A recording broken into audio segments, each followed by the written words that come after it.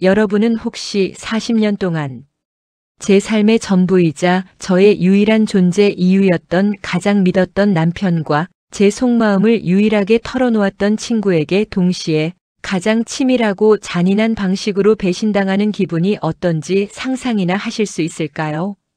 그것은 단순한 외도가 아니었습니다. 그것은 저의 40년 역사를 부정당하는 영혼의 파괴였습니다. 남편은 40년 결혼의 파트너였고 친구는 저의 유일한 정신적 안식처였습니다. 저의 삶을 지탱하던 두 개의 가장 굳건했던 기둥이 제가 가장 안심하고 등을 돌렸을 때 동시에 저를 찌르는 비수가 되어 돌아왔습니다. 안녕하세요. 오늘은 화창한 아침 산책길을 걸으며 사연을 전해드리겠습니다. 시작하기 전 구독과 좋아요 부탁드립니다. 제 이름은 강인숙, 저는 올해 65이 되었습니다. 저는 25, 제 삶의 가장 빛나고 아름다운 순간에 서울 남자 김성현 씨와 결혼했습니다. 결혼 생활 40년간 제 삶의 모든 나침반은 오직 그를 향해 맞춰져 있었습니다. 남편은 지방에서 상경한 저와는 달리 서울 명문대를 졸업한 엘리트였으며 깐깐하기로 소문난 세무 공무원으로 평생을 살았습니다. 그는 38년간 단 한 번의 지각이나 결근도 없이 공직 생활을 마쳤습니다. 겉으로 보기엔 완벽하게 성실하고 책임감이 강하며 주변의 모든 이들에게 존경받아 마땅한 사람이었습니다. 저는 그런 남편의 곁을 그림자처럼 지키며 그를 뒷바라지하는 것이 제 숙명이며 제가 이 세상에 태어난 가장 고귀한 역할이자 의무라고 스스로에게 끊임없이 주입하며 살았습니다. 이 40년 동안 저는 제 이름인 강인숙 석자가 아닌 김성현의 아내라는 명찰로 살아왔습니다. 저는 스스로를 내조의 여왕, 현모양처라는 틀 안에 철저히 가두었고 저라는 한 여성의 정체성은 그 역할극 속에 완전히 소멸하고 잊혀져 갔습니다. 저의 하루는 오로지 남편과 두 아이 그리고 이 가정이라는 견고한 울타리를 중심으로 마치 한치의 오차도 허용되지 않는 스위스의 정교한 시계 태엽처럼 정확하게 돌아갔습니다. 저는 40년 동안 단 한 번도 남편의 아침 식사를 거른 적이 없었으며 식탁에 올리는 모든 음식은 단순한 끼니가 아닌 남편의 사회생활을 지탱하는 정성 어린 에너지였습니다. 저는 매일 새벽 5시 알람이 울리기도 전에 마치 습관처럼 눈을 떴고 남편이 가장 좋아하는 토속적인 청국장 냄새와 색색깔의 제철 나물, 반찬 3가지 이상 그리고 영양을 고려한 맑은 국이나 깊은 찌개를 항상 정갈한 유기 그릇에 담아냈습니다. 이것이 저의 하루를 여는 신성한 의식이었습니다. 남편의 건강을 위해 사용하는 멸치 육수는 항상 전날 밤부터 약불에 정성껏 우려냈고 나물은 반드시 그 계절의 가장 신선한 식재료로만 고집했습니다. 남편이 출근할 때 입을 와이셔츠는 풀을 먹여 손이 아리도록 빳빳하게 다려 옷걸이에 걸어두었고 주름 하나 없이 완벽하게 다려진 와이셔츠를 볼 때마다 저는 마치 전쟁터에 나가는 장군에게 갑옷을 입혀주는 전우의 역할을 완벽하게 수행했다는 전율 같은 뿌듯함과 깊은 만족감을 느꼈습니다. 남편의 구두는 늘 먼지 한 톨 없이 반짝반짝 광이 나도록 닦아두는 것이 저의 철칙이었고 외출복에 단추 하나라도 떨어진 것은 주부로서의 최대 실책으로 여겨 용납하지 않았습니다. 남편이 승진할 때마다 동료들에게 대접할 음식들은 남편의 퇴근 시간에 맞춰 제가 혼자 힘으로 수십 인분의 잔치처럼 준비했습니다. 매년 김장철이면 김치 100포기를 담그는 일보다 더 고되었지만 저는 그 모든 과정이 고단하기는커녕 저에게는 가장 중요하고 가치 있는 역할을 수행하고 있다는 숭고한 자부심이었습니다. 두 아이를 키우는 동안에도 저는 시댁에 단 한 번도 불평이나 불편을 끼친 적이 없었고 오히려 명절과 집안의 대소사를 도맡아 처리하며 모범 며느리의 표본으로 살았습니다. 저는 제 청춘의 가장 빛나던 순간들과 제 모든 시간과 열정, 그리고 마음속에 숨겨두었던 꿈까지 남편과 이 가정에 바쳤습니다. 그리고 그 보상은 남편이 술에 취해 들어와서라도 저에게 진심을 담아 건네던 당신 아니었으면 나 여기까지 못 왔어. 당신이 내 운명이야라는 그 한마디의 인정이었습니다. 그것이 제 삶의 유일한 기쁨이자 존재의 이유를 증명하는 훈장이었습니다. 하지만 제 마음속 아주 깊은 곳, 이 거대한 헌신의 탑 아래 누구에게도 들키지 않도록 몇 겹이 강철 자물쇠를 채워 잠가둔 서랍 속에는 희미하게나마 잃어버린 꿈의 잔해가 미련의 조각들이 섬광처럼 남아 있었습니다. 저는 어린 시절부터 문학에 대한 갈망이 깊었고 특히 시 쓰기와 수채화 그림 그리기를 사랑했습니다. 고등학교 시절에는 지역 문예지에 시가 실려 담당 선생님으로부터 천재적인 감수성이라는 극찬을 받았고 대학 진학 시 제 꿈은 오직 문학을 전공하여 시인이 되는 것이었습니다. 저는 제 청춘의 절반을 낡은 시집을 읽고 공책에 밤새 습작을 하며 보냈습니다. 하지만 결혼 후 닥친 가난과 남편의 공무원 생활 초기의 팍팍한 현실 앞에서 저는 스스로를 잔인하게 설득했습니다. 예술가의 길은 가정을 흔드는 사치이자 낭비다. 나는 현실을 살아야 한다. 꿈은 사치다라고 스스로를 혹독하게 채찍질하며 붓 대신 무거운 주걱을 드는 것이 가정을 지키는 현명하고 현실적인 선택이라고 믿었습니다. 40년간 그 꿈의 흔적들은 깊은 서랍 속에 봉인되어 곰팡이 핀 먼지가 수북이 쌓여갔습니다. 저는 스스로가 그 꿈을 완전히 잊었다고 생각했지만 사실은 제 존재의 가장 깊은 곳에 그 열망을 억압하고 방치했던 것입니다. 남편이 3년 전 38년간의 공직 생활을 명예롭게 마감하고 퇴직했을 때 저는 드디어 저희 부부에게 진정한 제2의 인생이 눈부신 황혼의 로맨스가 시작될 거라 확신했습니다. 아이들은 모두 성장하여 각자의 가정을 꾸려 독립했고 이제 남은 여생은 오직 우리 부부가 함께 손잡고 국내외로 자유롭게 여행도 다니고 남편은 평소 좋아하던 낚시를 저는 40년 전 봉인했던 그림을 다시 그리면서 서로의 취미 생활을 존중하며 행복한 황혼을 만끽할 거라고 꿈꿨습니다.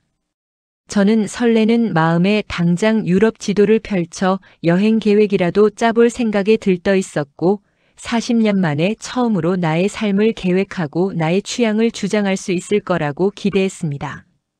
이 시기는 제 삶의 철벽 같던 벽에 작은 창문이 열린 듯한 해방감이었습니다.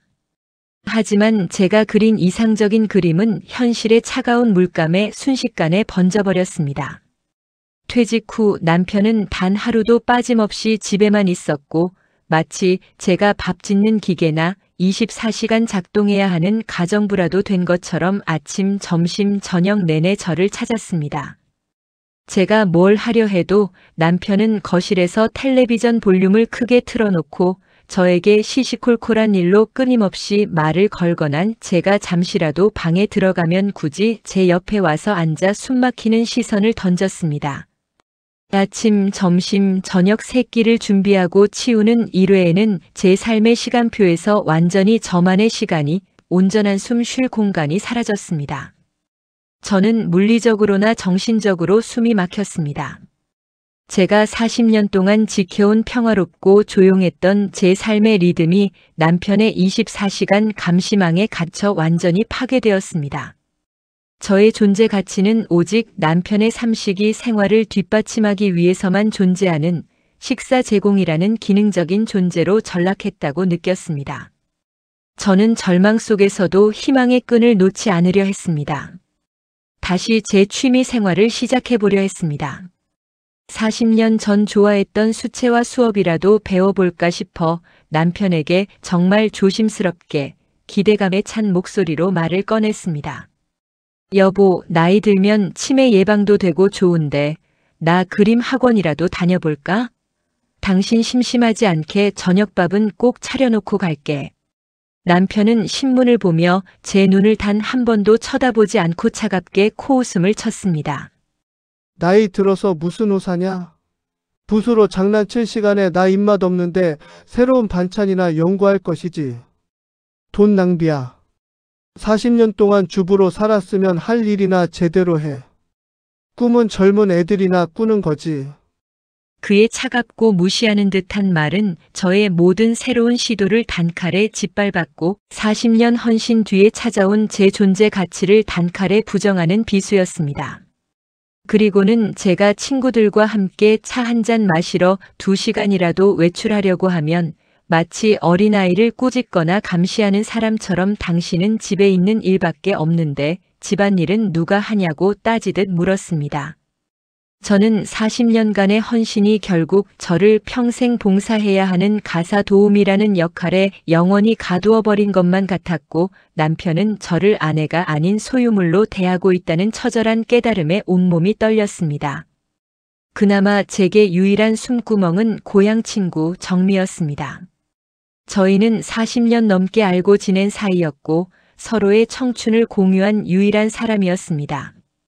정미는 남편을 일찍 여의고 홀로 살고 있었기에 외로움과 고독을 아는 저희는 한 달에 한 번씩 만나 서로의 고충을 털어놓으며 위로를 주고받았습니다. 저는 정미와 이야기하는 시간만큼은 제가 갇혀있던 답답한 일상에서 잠시나마 벗어나 진정한 강인숙으로 숨 쉴 수 있는 유일한 시간이었습니다. 정미는 늘 제 편이었습니다. 그런데 이상하게도 정미는 만날 때마다 제 남편 성현 씨를 유난히 칭찬하고 치켜 세웠습니다. 인수가 너 참 복 많다. 성현 씨처럼 듬직하고 성실한 남편이 어디 있니? 우리 남편은 늘 속 썩였는데 성현 씨 정말 가정적이야. 그렇게 좋은 남자 흔치 않아. 너 정말 행복한 줄 알아야 해. 처음에는 친구의 진심 어린 덕담인 줄 알았지만 정미는 만날 때마다 남편 이야기를 집요하게 꺼냈고 저는 점점 불편함을 넘어 이유 모를 묘한 불안감을 느꼈습니다. 하지만 저는 설마 40년 친구가 우리 사이를 이렇게 가까운데? 라는 맹목적인 믿음과 정미에 대한 굳건한 신뢰로 스스로의 의심을 억누르고 외면했습니다. 그 즈음부터 남편의 행동이 미묘하게 그러나 확실하게 선명한 변화를 보이기 시작했습니다. 퇴직 후 집에서 늘어진 운동복 차림으로만 지내던 사람이 갑자기 외출할 때마다 고가의 브랜드 옷을 사서 말끔하게 차려입었습니다. 며칠에 한 번 하던 면도도 매일 아침 깔끔하게 했고 값비싼 실크 넥타이를 매고 머리에는 왁스까지 발라 젊은 사람처럼 연출했습니다. 그리고 어느 날부터는 제가 태어나서 처음 맡아보는 낯선 고급 향수 냄새가 진하게 풍겼습니다. 그 향기는 저의 40년 결혼 생활에서는 존재하지 않았던 낯설고 위험한 경고 신호처럼 느껴졌습니다. 외출은 점점 잦아졌습니다. 일주일에 2~3번씩 나가더니 나중에는 거의 매일 나갔습니다. 동창 모임이다, 산악회 모임이다, 퇴직 공무원 연구 모임이다 핑계는 늘 그럴싸했지만 그가 저에게서 멀어지고 있다는 감정적 거리감은 숨길 수 없었습니다. 집에 있을 때도 남편은 거실 대신 서재에만 틀어박혀 휴대폰을 손에서 놓지 않았습니다. 제가 서재 문을 노크하고 열고 들어가면 깜짝 놀라며 화면을 황급히 껐습니다. 잠자리에 들 때도 휴대폰을 베개 밑에 숨겨두고 밤중에 메시지가 울릴 때마다 조용히 일어나 화장실에 들어가 몰래 확인하는 모습에 저는 불안감과 의심의 거대한 파도에 휩싸였습니다. 그 파도는 저를 잠식하여 저는 극심한 불면증과 신경쇠약에 시달렸고 매일 밤 불안감에 온몸이 떨렸습니다. 저는 더 이상 정상적인 생활이 불가능한 지경이었습니다. 저는 미쳐버릴 것 같았습니다. 그러던 어느 날 저는 남편의 낡은 양복 주머니를 정리하다 구겨진 고급 레스토랑 영수증을 발견했습니다. 서울 강남의 최고급 레스토랑 이름이 선명하게 찍혀 있었는데 금액은 15만 원이 훌쩍 넘었고 식사 시간은 무려 4시간 가까이 기록되어 있었습니다. 그날 남편은 분명 오랜만에 고향 친구 정미와 점심을 먹고 온다고 했었는데 저는 영수증을 손에 쥔 채 심장이 갈갈이 찢어질 것 같은 극도의 충격을 받았습니다. 온몸의 피가 머리로 솟구치고 손발이 차게 식는 듯한 기분이었습니다. 그날 밤 저는 평생 해본 적 없는 가장 비참하고 모욕적인 행동, 미행을 결심했습니다. 다음 날 남편이 아프다는 정미를 병문안 간다며 말끔하게 차려입고 나서는 것을 확인하고 저는 몰래 남편을 따라 나섰습니다. 남편이 도착한 곳은 제 친구 정미가 혼자 사는 형편으로 살 수 없는 강남의 호화로운 최고급 주상복합 아파트 단지였습니다. 잠시 후 아파트 로비에서 나오는 두 사람의 모습을 보았습니다. 제 남편 김성현 씨와 제 40년 친구 박정미. 두 사람은 누가 봐도 갓 사랑을 시작한 20대의 연인처럼 다정했습니다. 남편은 정미의 허리에 자연스럽게 손을 두르고 정미는 남편의 어깨에 기대어 사랑스럽게 웃었습니다. 40년 부부인 저도 결혼 생활 동안 길거리에서 이렇게 다정하게 걸어본 적이 없었습니다. 저는 그 자리에서 주저앉았습니다. 다리에 힘이 풀려 땅바닥에 털썩 주저앉았고 정신을 잃을 것 같았습니다. 40년 결혼, 40년 우정. 제 삶을 지탱하던 두 개의 가장 중요한 기둥이, 가장 믿었던 두 사람이 한날 한시에 저를 배신하며 무너지는 소리가 제 귓가를 찢는 듯 했습니다. 저는 떨리는 손으로 정미에게 전화를 걸었고 정미는 태연하게 응. 집에서 쉬고 있어. 왜? 라고 완벽한 거짓말을 했습니다.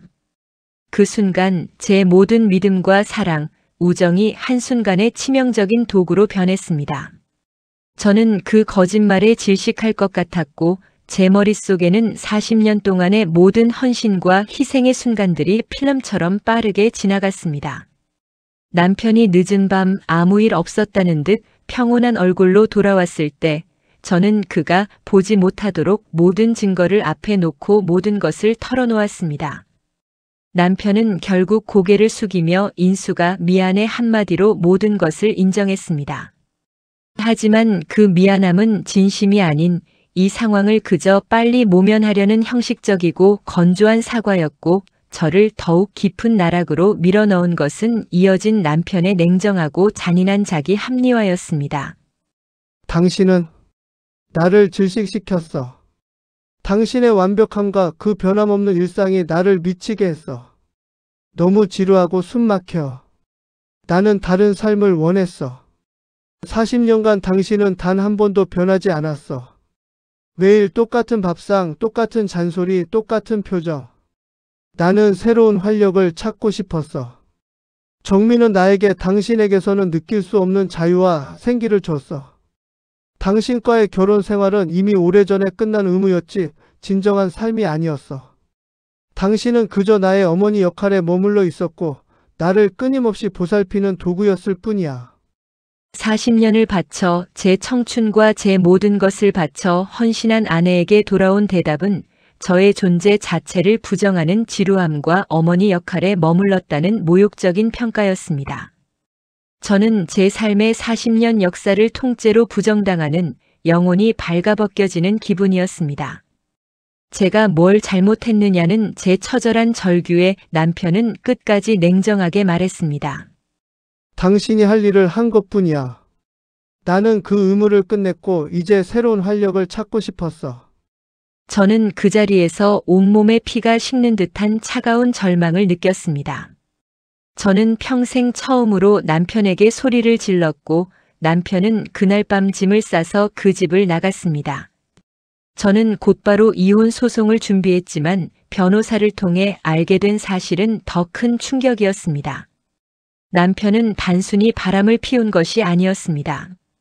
그는 이미 퇴직금의 상당 부분인 5천만 원이 넘는 돈을 3개월 전에 인출하여 정미의 오피스텔 전세금으로 사용한 상태였습니다. 그는 철저히 계획적으로 저를 배신하고 재산을 은닉하고 있었던 겁니다. 저는 단순히 배신당한 것이 아니라 경멸당하고 이용당했다는 사실에 영혼까지 파괴되는 고통을 느꼈습니다. 남편의 말처럼 저는 그에게 도구였을 뿐이었고 그 도구를 버리기 전에 자신의 이익을 챙긴 것이었습니다.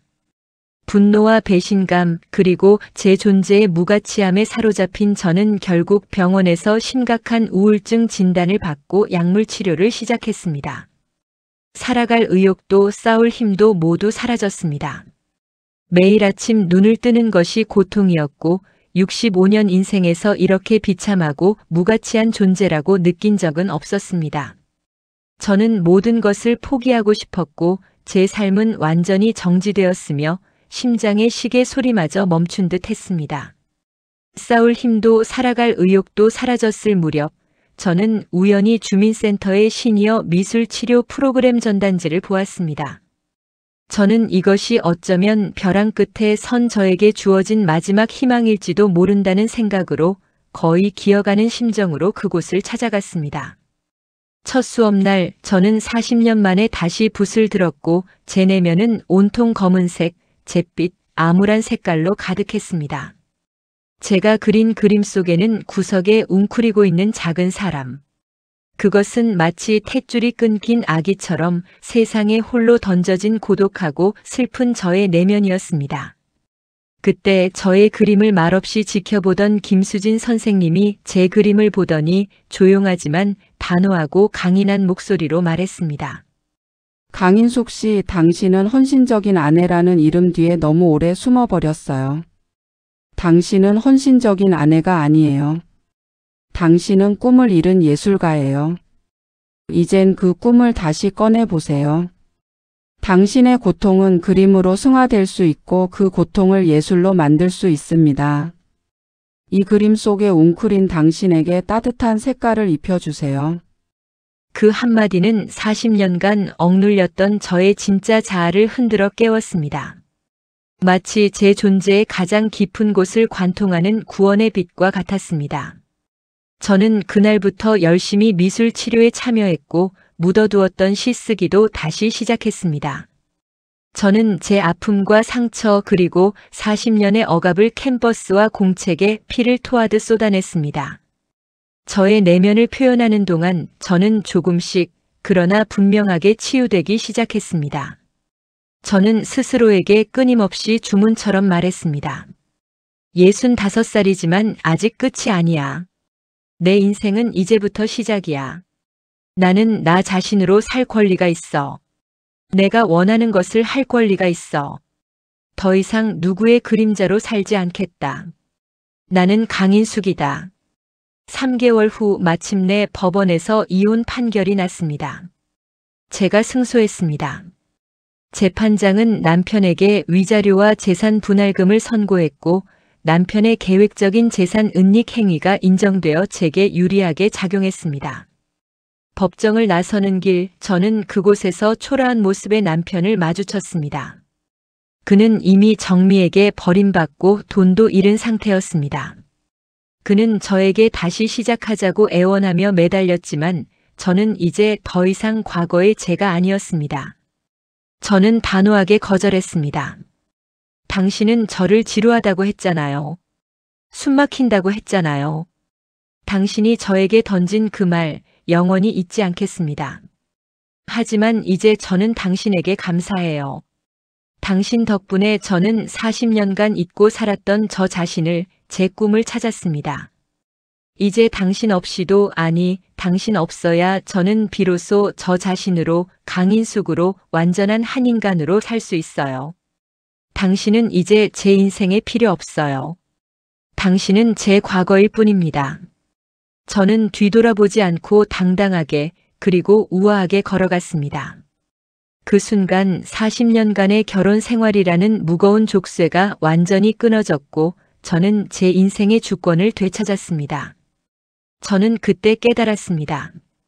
이혼은 인생의 끝이 아니라 40년간 멈춰있던 나를 발견하고 나 자신에게 자유라는 가장 값진 선물을 선사하는 가장 처절하지만 아름다운 새로운 시작이었다는 것을요. 이혼 후 저는 완전히 다른 사람으로 거듭나 있었습니다.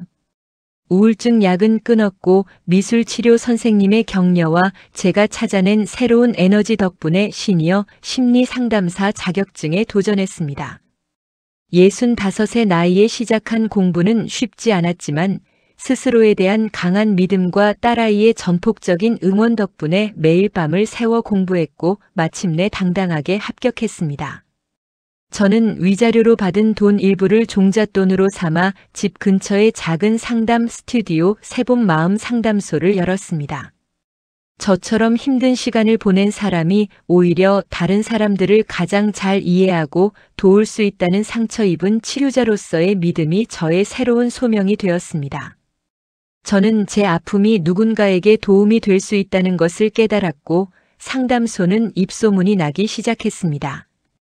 많은 중년 여성들이 제 상담소를 찾아와 눈물을 쏟았고 저는 그들의 손을 잡고 제 이야기를 나누었습니다. 저는 마침내 시인의 꿈도 이루었습니다. 제 경험과 깨달음을 담은 에세이집 65, 나는 다시 태어났다를 출간했고 많은 분들의 폭발적인 공감을 얻었습니다. 제 책을 읽은 분들이 선생님 덕분에 용기를 얻었어요. 저도 다시 시작할 수 있다는 희망이 생겼어요 라고 말씀해 주실 때 저는 세상에서 가장 큰 행복과 보람을 느낍니다. 저는 며칠 전 남편에게 받은 위자료 잔액 전부를 시니어 여성 자립 기금에 기부했습니다. 그것은 단순히 남은 돈을 처리한 행위가 아니었습니다.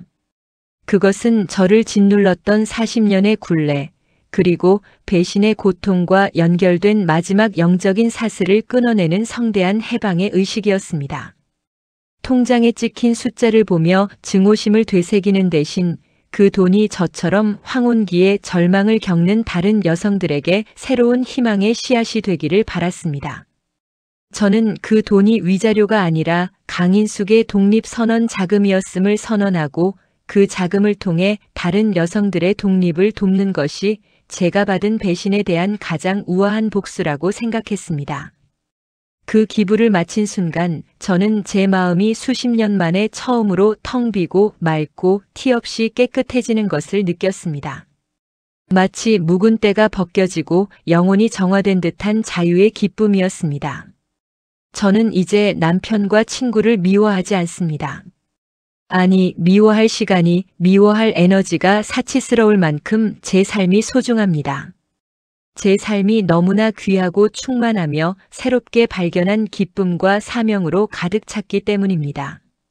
저는 상담소에 오시는 모든 분들께, 그리고 이 영상을 보시는 모든 분들께 간곡히 그리고 단호하게 말씀드립니다. 용서하세요. 하지만 상대방을 위해서가 아니라 오직 나 자신을 위해서요. 그들이 용서받을 자격이 있든 없든 그것은 중요하지 않습니다. 미움은 내 마음을 갉아먹고 내 영혼을 병들게 하는 가장 치명적인 독입니다. 그 독을 품고 있으면 그 고통은 나를 배신한 사람이 아니라 당신의 빛나는 오늘과 내일을 잠식하게 됩니다.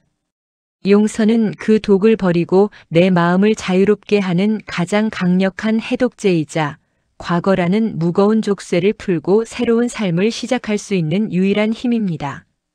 저는 그 용서 덕분에 고통의 암흑 터널을 지나 빛이 가득한 완전히 다른 세상에서 진정한 숨을 쉬고 있습니다. 저는 오늘도 새봄 마음 상담소 문을 열었습니다. 상담소의 문을 열고 들어오는 따뜻한 햇살을 맞으며 저는 하루를 시작합니다. 제 상담소는 화려하지 않지만 희망의 냄새가 납니다.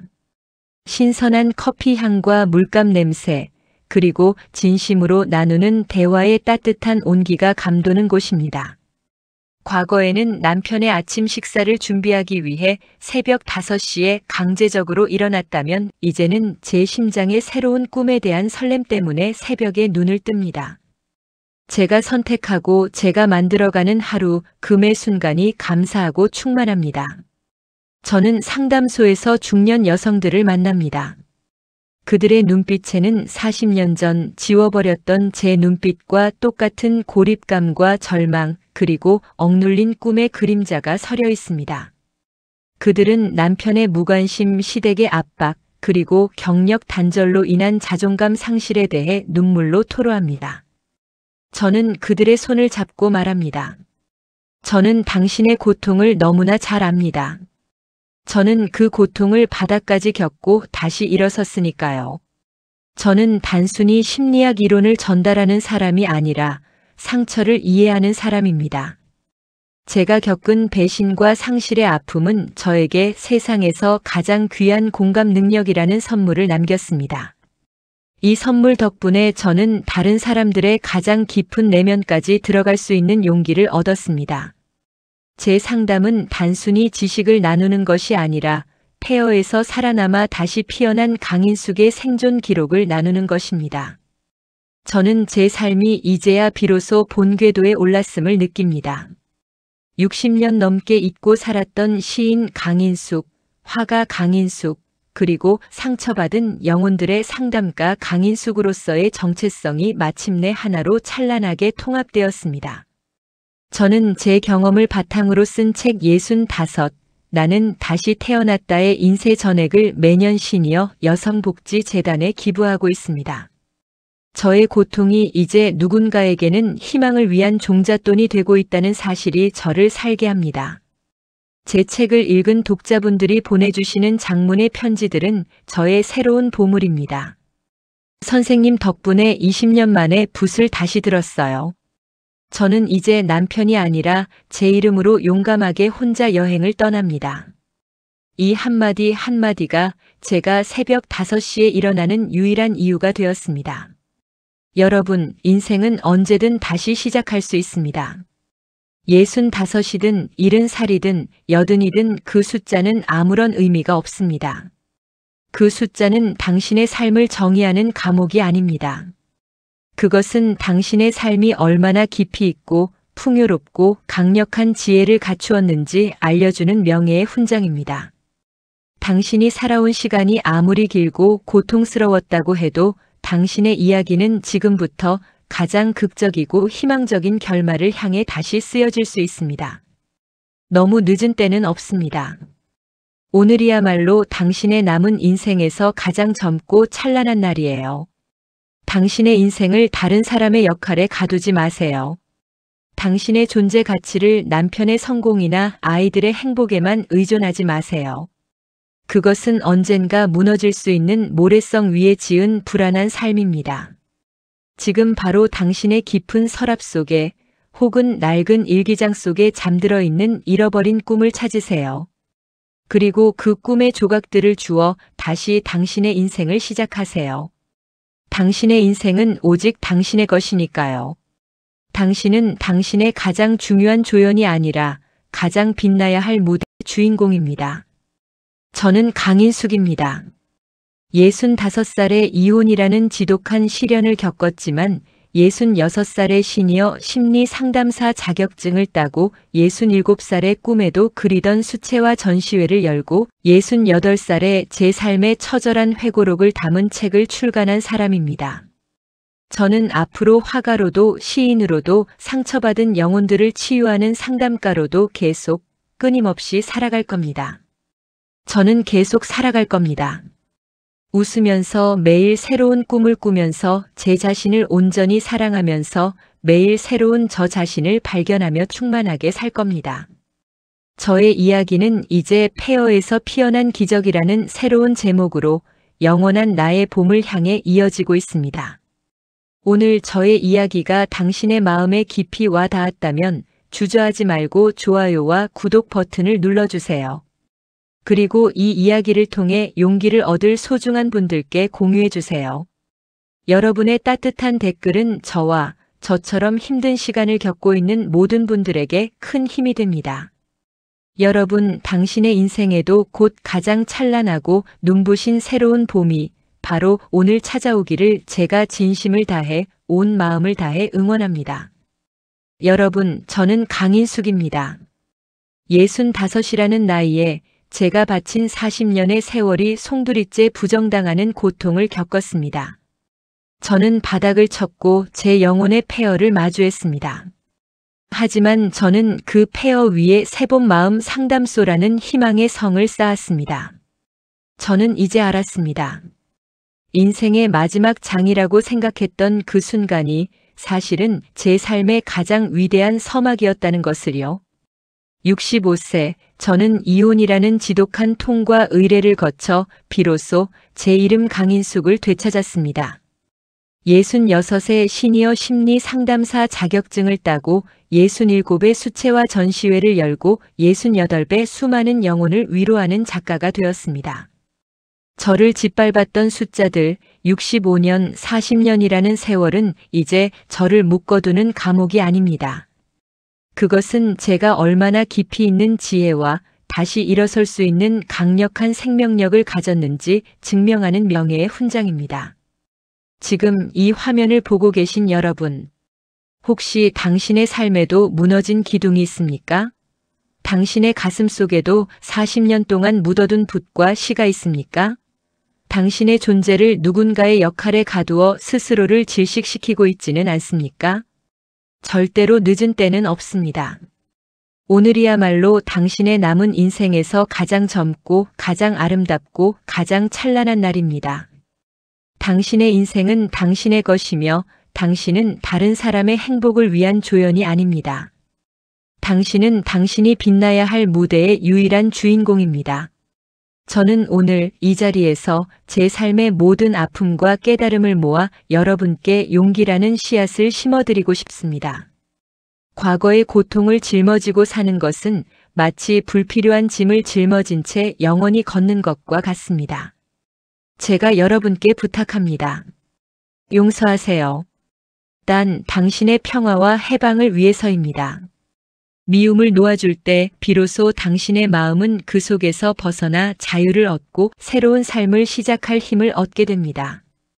제가 이룬 모든 것은 그 용서로부터 시작되었습니다. 저는 오늘 저의 이야기를 마무리하며 여러분께 단언합니다. 저는 계속 살아갈 것입니다. 저는 멈추지 않을 것입니다. 저는 제 꿈을 위해 그리고 저와 같은 아픔을 겪는 사람들을 치유하기 위해 69, 70, 80에도 새로운 목표를 향해 달려갈 것입니다. 저는 매일 아침 제 심장의 설렘 때문에 눈을 뜨고 제 스스로 만들어가는 이 충만한 하루하루를 온전히 사랑할 것입니다. 저의 이야기는 이제 폐허에서 피어난 기적이라는 새로운 제목으로 영원한 나의 봄을 향해 영원히 이어질 것입니다. 만약 오늘 저의 이 이야기가 당신의 눈물샘을 자극하고 당신의 마음속 굳게 닫힌 문을 두드렸다면 주저하지 마세요. 바로 지금 이 순간 화면 아래의 좋아요 버튼을 힘껏 눌러주십시오. 그리고 당신처럼 힘든 시간을 보내고 있을 소중한 분들께 이 영상을 공유해 주십시오. 당신이 남겨주시는 따뜻하고 용기 있는 댓글 한마디는 저와 그리고 아직 어둠 속에 있는 수많은 강인숙들에게 삶을 이어갈 강력한 빛과 힘이 될 것입니다. 저는 당신이 두려움의 족쇄를 풀고 당신의 삶의 주인공으로 우뚝 서는 그날까지 제 모든 진심을 다해 당신을 응원합니다. 오늘 이야기는 여기까지입니다. 구독과 좋아요는 저에게 큰 힘이 됩니다. 지금까지 시청해 주셔서 감사합니다.